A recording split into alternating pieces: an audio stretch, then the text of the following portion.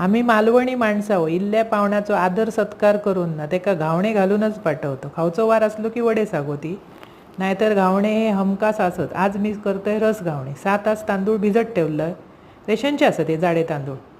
त्याच्यानंतर असे बारीक वाटून घेतले।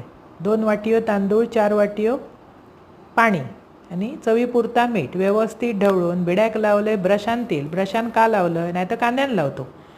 गोडो पदार्थ करूचो असतो त्या दिवशी कांद्यान लावायचो नाही, म्हणजे तो फुटता, रस फुटतलो म्हणून ब्रशान लावलं आणि व्यवस्थित असा पातळ घालून झाकून 5 मिनिटात ते उचलतात। पण पहिले ना 2-3 खराबच होतात, किती तुम्ही अनुभवी असलास तरी 2-3 फाटणारच। त्याच्यानंतर घावणे फटाफट उचलतात, कारण आपण रोज भिडा वापरीत नाही ना, अधीमधी वापरतो म्हणान।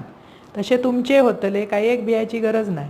पण इल्ल्या पावण्याक असे घावणे करून घाला। बरोबर केलंय रस नारळाचो, खोबरा कातलंय, मिक्सराक लावलंय, रस काढलाय, त्याच्यात गूळ, वेलची पावडर आणि किंचितसा मीठ असा करा, खावा, आवडतला आणि आवडल्यास पटकन माझा चॅनल सबस्क्राईब करा।